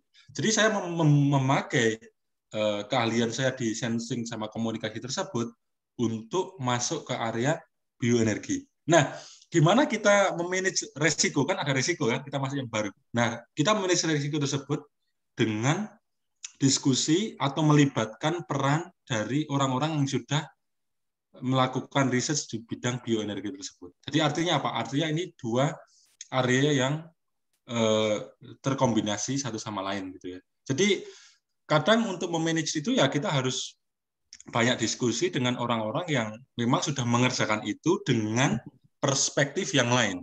Jadi apa yang kita bawa ke hal yang baru tersebut itu adalah hal yang dibawa dari apa yang kita kuasai gitu ya. Jadi misalnya kita pintar matematika nih gitu ya. Tapi kita ingin menyelesaikan persoalan ekonomi. Kan ada tuh ekonomi, ada hitung-hitungannya, menghitung apa dan sebagainya. Saya udah lupa ya pelajaran ekonomi ya. Tapi seingat saya sih ada hitung-hitungannya gitu ya. Jadi di situ kita bisa memakai kemampuan kita matematika untuk masuk di ekonomi gitu ya. Jadi di lab saya juga itu banyak dulu ya waktu saya S3 itu banyak teman-teman saya yang setelah lulus itu malah kerjanya itu di institusi finansial, banking, investment sebagainya itu banyak gitu. Walaupun mereka S3-nya itu di bidang pemrosesan sinyal atau di bidang teknik gitu ya bisa dibilang ya. Jadi apa ya? Jadi kita harus pertama yang menurut saya kita harus paham kemampuan kita itu di mana. Keahlian kita yang kita suka itu gimana. Nah, kita masuk hal yang baru, itu kita jangan melepaskan keahlian dasar kita. Jadi yang kita bawa adalah keahlian dasar kita itu ke hal yang baru. Itu kan jadi unik nanti di hal yang baru tersebut gitu ya. Oke. Mungkin gitu. Oke. Mungkin bisa dikoreksi kalau misalkan saya salah. Jadi sebenarnya kalau kita mau memulai sesuatu yang baru atau memulai menapaki capaian baru itu kita tidak serta-merta gambling, tapi kita juga mengukur pengalaman masa lalu kita gitu ya. Jadi kita sudah punya pengalaman apa yang sudah kita punya itu yang jadi modal gitu. Jadi modal yang kita punya sebenarnya cukup nggak sih untuk mencapai hal yang berikutnya gitu ya. Jadi tidak serta-merta gambling aja tanpa kita ngukur modal juga. Mungkin gitu ya. Oke. Kalau baik. misalnya saya pengen misalnya nih tiba-tiba saya punya inspirasi pengen jadi ekonomis sekarang tiba-tiba gitu ya. Yeah. Ya saya nggak bisa serta-merta jadi ekonomis gitu seolah-olah paham kebijakan ekonomi atau apa ini nggak bisa gitu. Yeah. Ya, itu orang nggak bakal disentuh saya. Tapi kalau saya bawa, saya ini bisa develop misalnya metode komputasi untuk misalnya saya nggak tahu ya prediksi harga saham misalnya atau prediksi harga komoditas misalnya. Nah, itu saya fokusnya bukan di polisi agar harga komoditasnya murah, bukan. Saya fokusnya di metode komputasinya karena itu background saya gitu ya. Jadi saya bisa mulai masuk ke ekonomi pelan-pelan dengan keahlian saya. Nah, lama-kelamaan kan setelah saya implementasi keahlian saya kan saya mulai paham nih, oh ternyata polisi itu kayak gini. Nah, itu kita mulai belajar yang core ekonominya di situ gitu mungkin. Oke, baik. Jadi kalau kita mau masuk ke dunia baru pastinya tidak serta-merta kita menjadi tiba-tiba terus jadi orang asing dunia baru, tapi kita menawarkan apa yang kita bisa di dunia baru itu gitu ya. Oke. Baik. Terima kasih Pak Taufik. Ini ada pertanyaan di room chat mungkin agak ini out of topic. Ini Avanos saat mungkin tidak relevan, tetapi untuk SAT itu 1.300. SAT mungkin buat anak-anak yang belum tahu SAT, Scholastic Aptitude Test ya, yang mungkin di beberapa universitas mensyaratkan itu ya. Nah itu SAT-nya atau Scholastic Aptitude Test-nya itu 1.300. Seberapa besar peluang diterima di universitas di Inggris? Kalau di Inggris kita memakai sistem yang lain ya. Kita sistemnya namanya saya lupa UCAS namanya. Jadi UCAS itu ya seperti semacam SNMPTN sih sebenarnya. Itu kebanyakan kampus memakai sistem UCAS. Artinya apa? Artinya kita punya hasil E-level sama saya nggak tahu SAT apakah diakui atau ada conversionnya atau enggak. Tapi setahu saya dia memakai E-level sama GCSE. Jadi di situ nanti akan harus masuk di aplikasi tersentral tersebut. Nanti dia ada biasanya tiap kampus itu dia punya minimal nilai gitu ya. Jadi minimal nilainya itu misalnya bidang-bidang IPA, kimia, fisika, biologi gitu misalnya. BBA misalnya atau ABB itu ada gitu. Jadi biasanya kalau di Inggris dia memakainya E-level sama GCSE biasanya.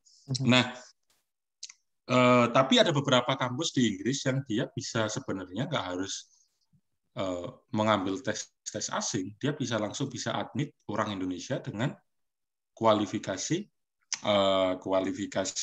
Indonesia UAN gitu ya. Jadi kampus itu saya tahu kampus Coventry gitu. Coventry University itu dia bisa langsung dari Indonesia ke sekolah di Coventry gitu, tanpa harus melalui proses E-level dan GCSE gitu ya. Tapi kalau SAT itu dia lebih ke arah US ya, kalau nggak salah US atau beberapa negara lain gitu. Kalau di UK kita memakainya kebanyakan E-level atau GCSE. Saya tidak tahu apakah ada mekanisme untuk convert SAT score ke GCSE. Nah itu nanti bisa dicek. Nah di Inggris itu susahnya begini. Kampus kadang-kadang dia memang menerapkan nilai minimum, tapi kadang-kadang dia tidak melakukan konfirmasi sampai application-nya itu semua masuk. Jadi kalau dia ada keterbatasan kuota, biasanya nanti walaupun ada nilai minimum, kalau kuotanya sudah lebih dia nggak bisa menerima lagi gitu ya. Jadi kita nggak bisa memprediksi gitu ya. Selain ketika kita mendapat offer.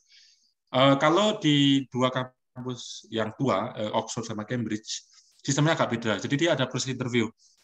Jadi di proses interview itu nanti biasanya dia memakai hasil interim, terus nanti dia dari hasil interim tersebut dia akan memanggil orang interview. Nah interviewnya itu akan susah. Jadi susah itu artinya soal-soal yang dikasih di interview itu soal-soal yang kadang-kadang jawabannya itu kadang tidak terjangkau untuk lulusan anak SMA ya.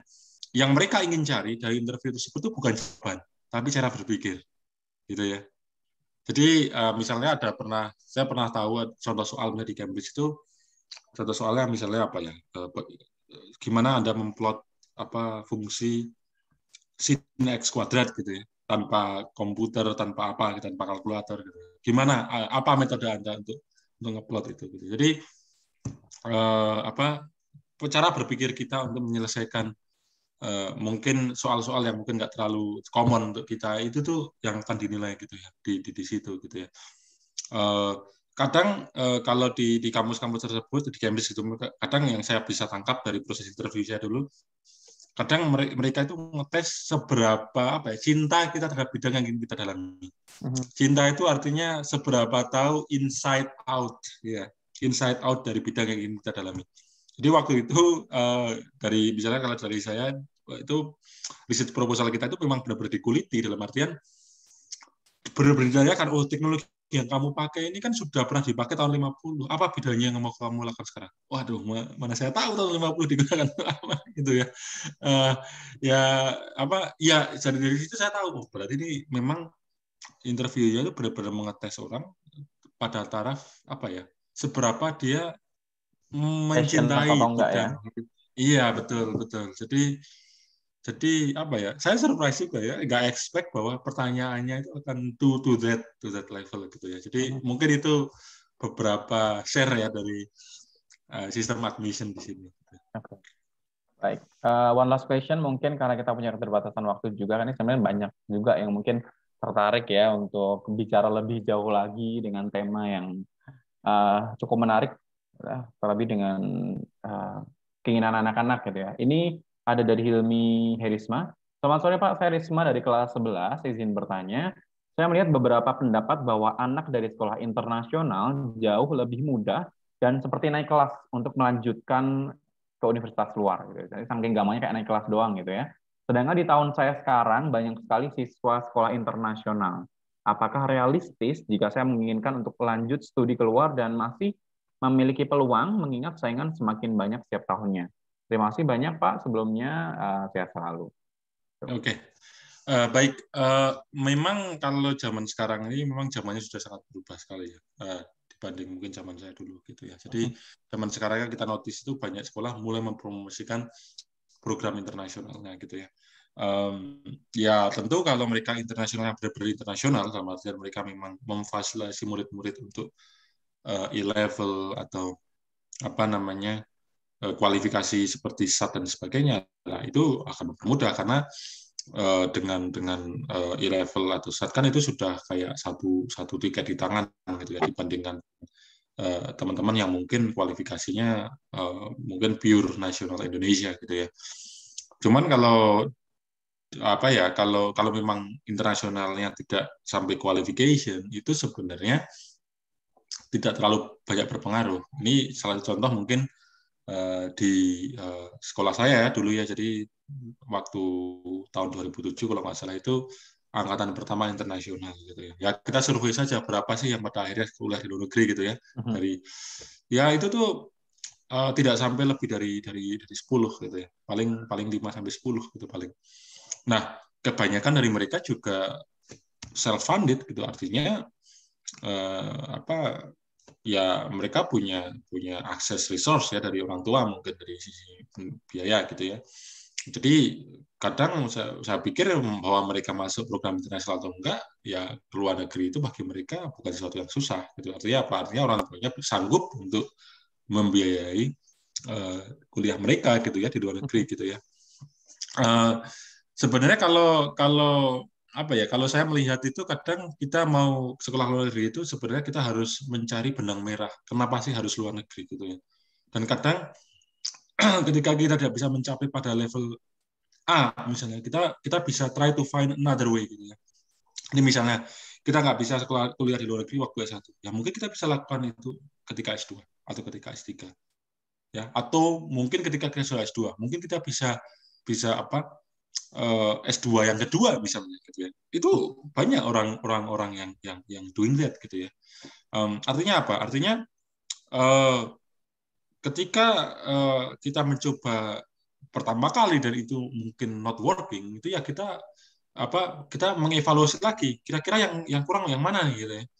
Oh, mungkin teman-temannya tadi mungkin dari profil sekolah internasional dan sebagainya. Oh, itu mungkin kita nggak kompetitif di situ. Kita harus jujur, nggak kompetitif gitu ya. Ya kita harus try to find out a way untuk being kompetitif. Misalnya kita kuliah misalnya kita S1 terus harus kuliah di Indonesia, gitu ya nggak apa-apa. Jadi di Indonesia nggak apa-apa, tapi kita harus perbanyak exposure sehingga kita lebih kompetitif. Exposure-nya bisa dalam bentuk misalnya kalau suka akademis, banyak terlibat penelitian di kampus, menulis artikel research dan sebagainya, itu membantu. Track record kan, bagi yang suka kegiatan sosial mungkin bisa berpartisipasi di IASEC misalnya, gitu ya, IASEC, exchange di luar negeri gitu ya misalnya. Ya kita harus find out a way gitu untuk memperbaiki track record kita. Yang paling penting itu kita tahu gitu, kita mau ngapain gitu ya.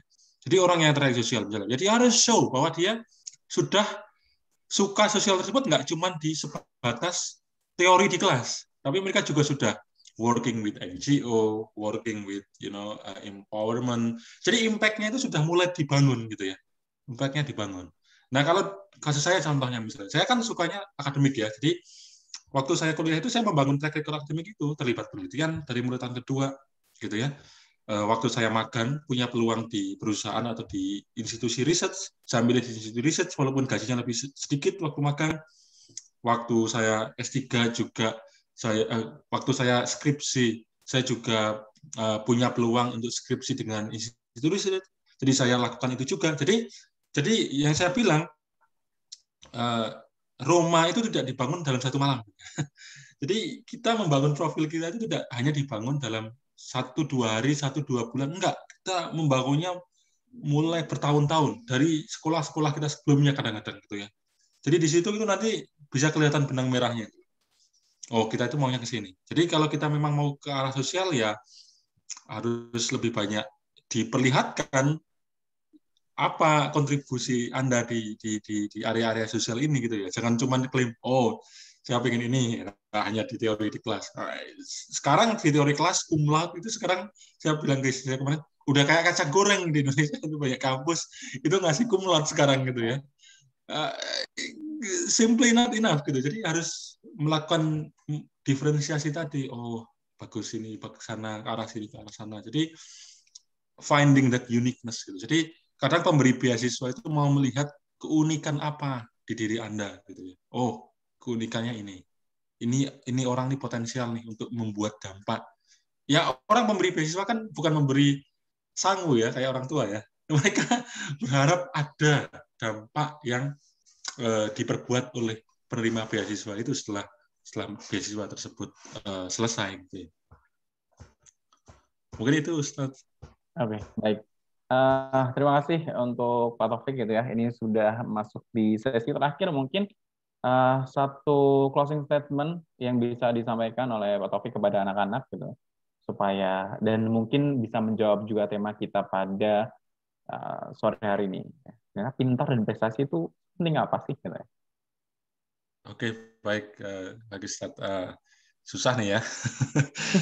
Jawabannya begini jawabannya. Penting but gitu ya, ada but-nya. Ya penting but gitu ya, ada but-nya gitu. Jadi artinya apa? Artinya ya saya mungkin drawing back dari pengalaman saya tadi sekolah dan bekerja gitu ya. Bagi saya sekolah itu lebih mudah. Sekolah itu dalam artian kriteria-kriteria yang saya sampaikan, set of rules yang saya sampaikan tadi itu gamblang gitu ya, gamblang. Dan asal kita follow kriteria, follow the rules untuk menjadi excellence itu tidak terlalu susah. Di dunia itu banyak hal tidak ideal, banyak kriteria yang ambigu, banyak kriteria yang harus kita terjemahkan sendiri. Banyak hal yang itu tergantung orang lain, banyak hal yang itu tergantung otoritas gitu ya. Jadi kemampuan kita untuk membaca itu, kemampuan kita untuk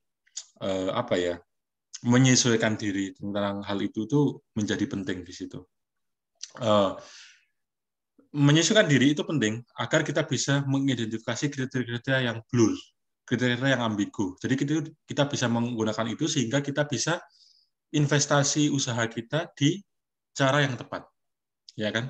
Karena kalau kita investasi usaha kita di cara yang tidak tepat, yang kejadian adalah kita akan capek, tapi kita tidak akan mendapatkan hasil yang sesuai kita inginkan. Jadi mungkin bagi adik-adik yang masih di SMP atau masih di SMA gitu, mungkin mulai banyak mengenali diri sendiri gitu ya. Kira-kira kita itu bagusnya di apa? Kira-kira kita nyamannya berbuat apa?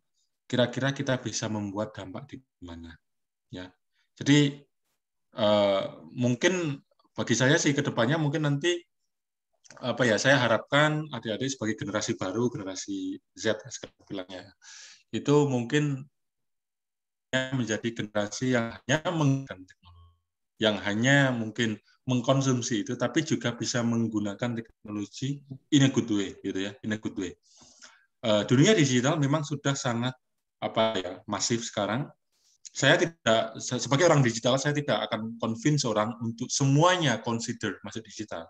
Tapi at least mereka punya apresiasi digital dan bisa menggunakan itu untuk kebermanfaatan Anda masing-masing. Jadi kalau bisa spend di Facebook, Instagram, TikTok gitu ya, 4 jam sehari gitu ya. Tapi pada yang bersamaan bisa memakai platform online ini juga untuk mengeksplor hal-hal yang memiliki kebermanfaatan. Karena at the end of the day kita ingin bisa jadi bermanfaat untuk orang lain. Kita tidak hanya jadi beban negara, beban keluarga, beban bangsa gitu ya. Jadi ya usahakan di area-area yang mungkin adik-adik tertarik untuk mendalami, usahakan cara-caranya bisa mencapai level konsistensi yang diinginkan dan selalu belajar dari proses-proses yang ada. Gitu ya. Karena belajar itu tidak pernah stop gitu ya, tidak pernah stop bahkan sampai level kita mau meninggal itu belajar itu nggak pernah stop gitu ya. Jangan malu untuk belajar dengan yang lebih muda daripada kita. Jangan jangan terlalu menjadikan mental barrier kita menjadi penghambat kita untuk maju. Karena kadang-kadang kebanyakan orang nggak berkembang itu karena mereka nggak bisa game over mental barrier itu. Jadi mental barrier itu yang kadang-kadang menjadi hambatan malah, bukan kemampuan kita pribadi sebagai manusia. Ya seperti misalnya kita kita lihat pemain bola gitu. Jadi pemain bola di Indonesia, kita nonton negara Indonesia, mereka merasa jago di Indonesia, tapi setelah ditandingkan dengan negara lain tiba-tiba kalah gitu ya. Jadi kadang kita itu kegagalan itu bagus juga untuk kita agar kita bisa lebih humble, agar kita bisa mengevaluasi diri dan kita bisa mentraining diri kita sendiri agar bisa lebih bagus ya sebagai manusia dan sebagai insan yang tercipta di dunia ini gitu ya. Mungkin satu statement terakhir, jangan malu untuk belajar dengan siapapun, regardless status kita, regardless posisi kita, regardless di mana kita sekarang. Selalu ada hal yang bisa kita pelajari dari orang lain, dari budaya yang berbeda, dari negara yang berbeda, banyak hal yang dipelajari. Jadi dunia sekarang sudah mulai terbuka, mulai keep our mind open ya untuk hal-hal yang bisa kita pelajari. Gitu ya. Mungkin itu Ustadz, terima kasih atas partisipasinya.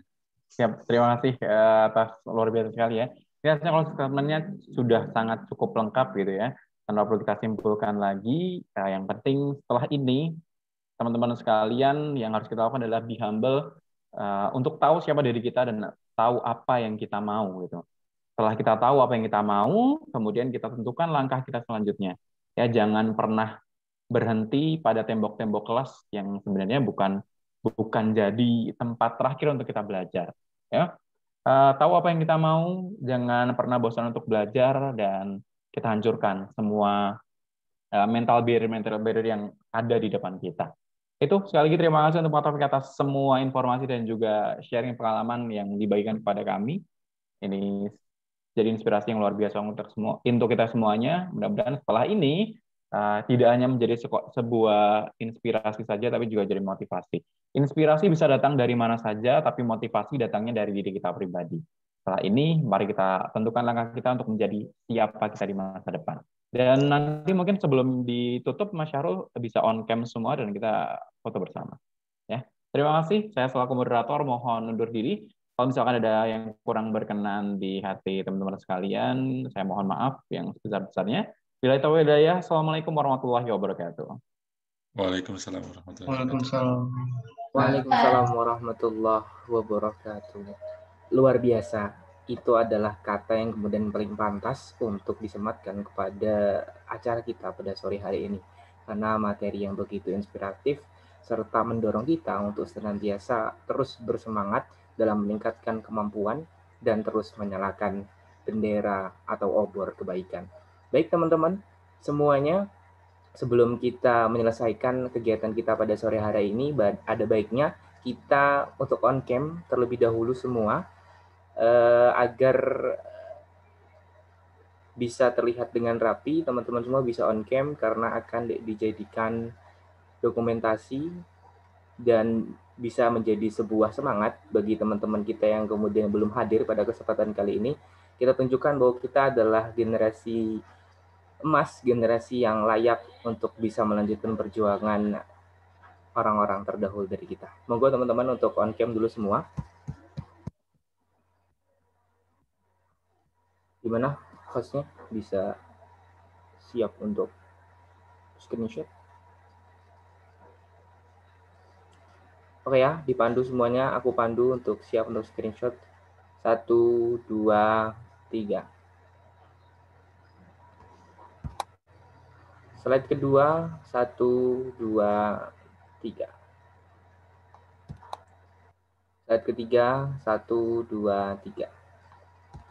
Dan terakhir, slide keempat, 1, 2, 3.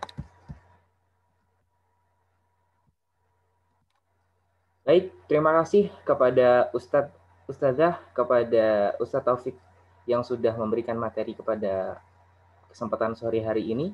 Mudah-mudahan kita senantiasa diberi kekuatan, diberi semangat, diberi motivasi untuk senantiasa bertumbuh, berkembang, mencapai kepada posisi terbaik dari diri kita masing-masing.